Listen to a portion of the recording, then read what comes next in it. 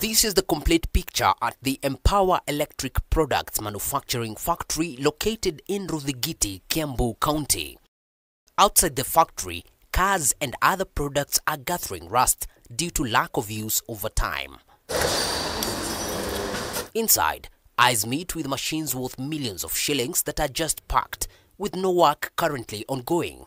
Nearby, a few technicians are working with metal, which is minimal work compared to the expected production level in a place like this. The initial purpose of this factory was to produce transformers for distributing electricity and other related products in the energy sector. To sustain the few people who are there, we have come up with we started with the hardware, where we do chainring, we do the barbed wire, we do nails, just something for consumption. According to Stephen Kigera, the founder of the factory, who previously served in the security sector and later at the Kenya Power and Lighting Company, identifying a gap in the market led him to mobilize more than 300 million shillings in capital to build this factory over 3 years. 5 years later, what he collected is just a fraction compared to the capital invested here. We will generate more taxes by starting the manufacturers, because now we are killing the manufacturing and the taxes are there, which means now you can only go down. Kigera explains the challenges he and his fellow investors face, including high tax rates. According to him, the production machines they import from other countries are subjected to high taxes, similar to the inputs and products they manufacture, and he expresses concern over the proposals in the 2024 finance bill.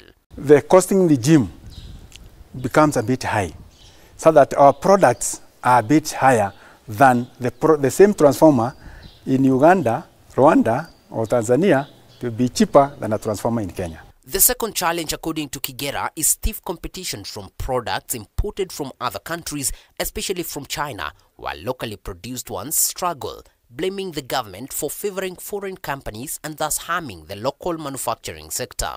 We can sustain the line construction as for KPLC and for LEREC, because all fittings, clamps, cross arms, all fabrication, tie straps, D-irons can be made here by the same machines. Another challenge is that manufacturers of high-cost products like those produced by Kigera do not get government contracts to sell their products. For instance, in the government's last-mile connectivity project, Pan-African Transformers and Switchgear Limited from India were awarded contracts worth 3.8 million shillings, and Yushin Group from China received a contract of 3.8 million shillings to supply equipment to KPLC.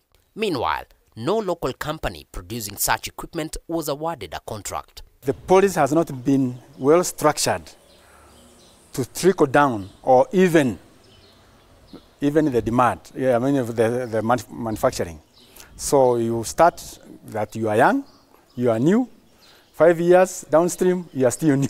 Currently, the request from Industrialist is for the government to hold a meeting with investors in the manufacturing sector and discuss how to improve local production at a time when many manufacturing companies are closing their doors, leading to many Kenyans losing their jobs and the country losing revenue. You come inside the factory, you find it is quiet, you feel the pain. So you prefer even to stay longer in your house. The number of applicants I receive looking for a job is very high on a daily basis. It's something the government needs to calm down and say, fine, what capacity do we have in this sector? And how can we start that capacity to move forward? David Kagina, K24 TV, Kiambu.